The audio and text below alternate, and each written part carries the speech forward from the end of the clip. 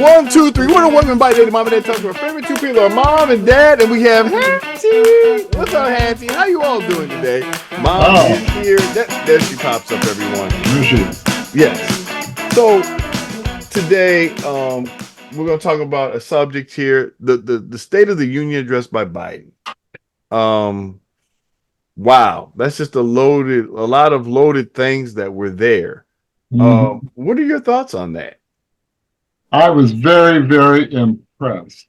I was impressed because he told us what he is going to do and not what the other person is not going to do. Mm-hmm. He's going to tax the rich, Mm-hmm. and even everybody pays taxes. He's going to increase teacher salary. He's going to he told us exactly what he's planning on doing. The only concern that I have is he has plans for what he wants to do, but it is totally up to him to carry through with these plans, or is somebody going to buck his ideas and we're not going to be able to push forward with his agenda. A good point. Hantie, what are your thoughts on this?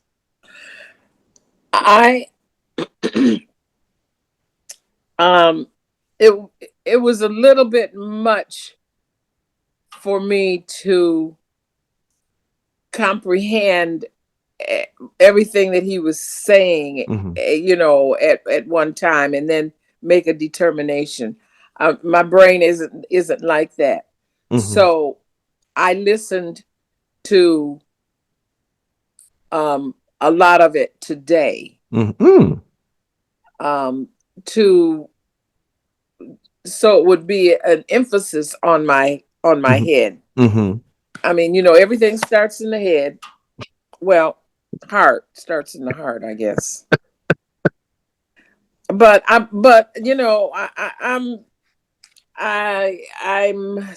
still searching for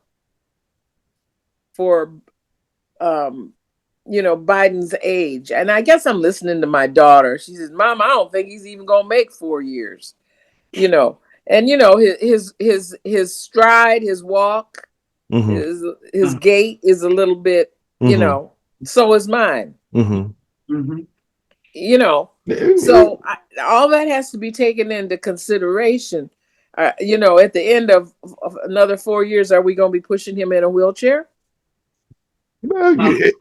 My take on that is, if his brain is thinking real good and strong, it doesn't matter who's pushing him or pulling him in a wheelchair. See the country from a wheelchair, and we had a president from the wheelchair before, and he did a pretty good job. Right, correct. That's the reason why I say we can't always determine a person's age in that capacity. Their ability to do their job. That's what he looks. I don't have any doubt that he can't do his job because he's got 30-some years of experience behind his belt anyhow. Well, he's got so many aides as well. Well, I'm just saying he's got lots of people behind him to give him.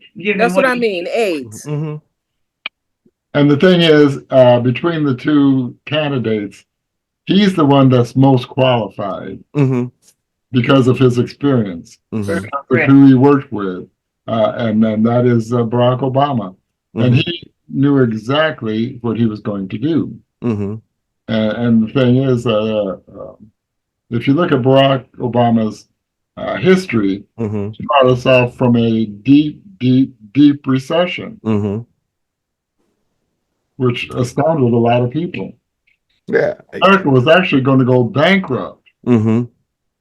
In fact, it was the worst recession since the Great Depression. Worse than the Great Depression. So we were heading to a hyper situation, and they did a great job of getting us out. And unfortunately, a lot of people want to demonize that, but he was the leader to get us through that, do a crucial time, and work with the former President Bush in order to get that done. Yes. I think. I think the sad part about this whole thing is, and I hate to talk about it, is I was very disappointed how you have some people in the Republican Party not contain their party line with respect and dignity. I know that some of them do it, but you got some of them that want the outliers. I mean, you see Miss Green wearing her MAGA. I mean, just totally just inappropriate. Right. And they want to make these statements like this and be disrespectful, but yet when you win, then you want everybody to respect you. But if you don't show respect, you know what I'm saying? I'm really trying to figure out here why have we gotten so disrespectful of one another and hateful of one another? And the commentator said last night during the afterwards, after the speech, that it is a house rule that you do not wear your hats in the Capitol building while the president is speaking. Mm-hmm. And that's exactly what she did. And I was surprised they didn't kick her out. Who was gonna kick her out? Well, they can. Security. The security can kick you out. And they Right, kicked that dude out who blurted. Yeah, there was a man in the back that started shouting, and they jumped on him real quick and threw him out. Threw him out. Yeah. So yeah, I was surprised security didn't throw her out. Well, He greeted her. Well, Biden greeted her. It shows class of the president. There you go. It shows and class. He did something that Obama would have done. It just shows class. You may be disrespectful, but I'm going to still give you respect, even though you didn't deserve it. Right. I like I said, this country, you got people who really just want to destroy this country and don't care what the values are anymore. It's like, dude, they're just going buck wild and say we just want a dictator. I'm just kind of disturbed that you have some people in this country and they have a right to do, but they want to hijack this country to do bad things. Yeah, right. To people. What's really disturbing is we were talking last night to a friend of ours, and she came over, and she is definitely a supporter of the what is it, Mr. 44. But she didn't even watch the debate. She didn't even watch it. She doesn't even watch the news, so she has no idea what's going on. But yes, she's going to support the former president.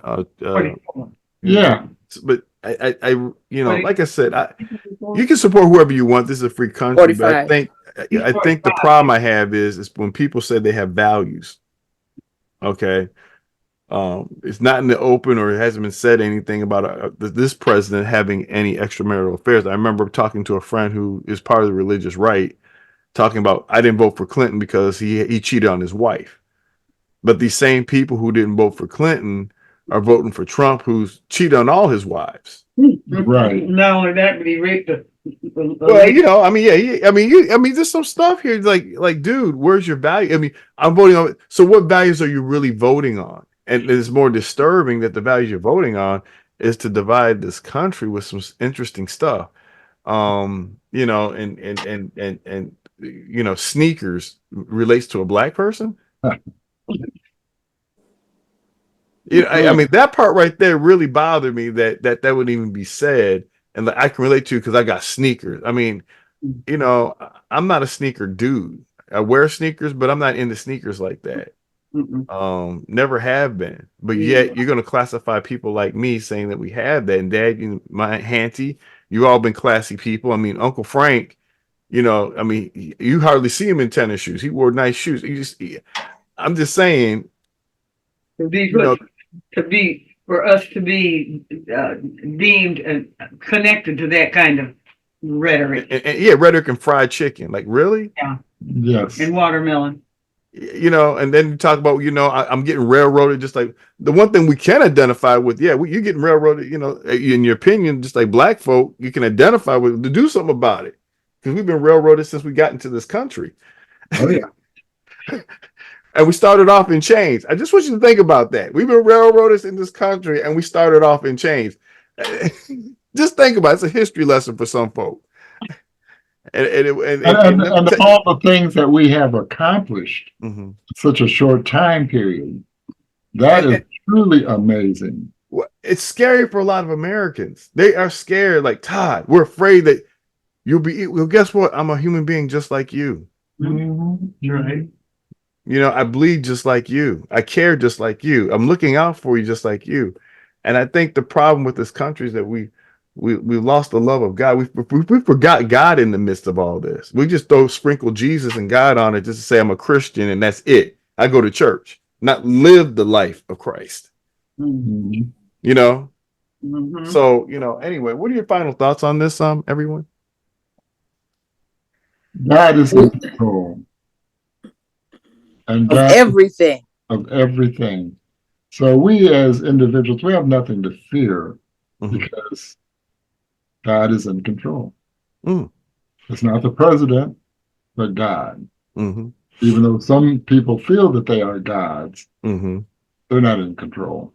I agree. I agree with you, Dell. And I don't have any sleepless nights or sleepless moments Mhm. Mhm. thinking about the what could be. Mhm. I don't. What will be? And you know what? That's a good thing to end on that tonight, folk. That so many people do things out of fear of what might or could. Could. And if you do the right things, there's nothing to fear. That's And the correct. thing is, get out and vote. Yeah. Get out and vote. Don't just Hmm. sit back and say, "Oh, guys, get out and vote," because your vote still counts. And I'll take a page from the Republican Party. A lot of my friends who are Republicans voted for him because it was in their minds the better choice. Pick the better choice. Vote. Right? Don't just say, oh, and that don't just say, oh, they're lethargic. I don't like Biden, whatever. I don't like either can't. No, vote. Pick the better choice and give America a better shot here, whatever that is. I'm not telling you who to vote for. I'm just saying go out there and pick the better choice if you think, because that's your God-given right. It's a sacred right, in my opinion, that you should have. And Mhm. God is going to hold you accountable and being neutral and stuff. Don't stand on the sidelines. That's what happened in Germany. You had good people stand on the sidelines and watch the dictator take over and throw the world into chaos. So, people get out there and vote. Don't stand on the sidelines. Go out there in mass and, give your opinion. So I'm just gonna leave it at that. And like I said, God has not given us a spirit of fear, but of love, power, and of a sound mind. That's That's being Amen. correct. questioned these days, folks. That's why they're trying to get AI, because we're not seeing too many intelligent people in positions these days. Amen. Mm. So with that, we're gonna let you guys go. Till next time, we'll see you on Mom and Dad Talks.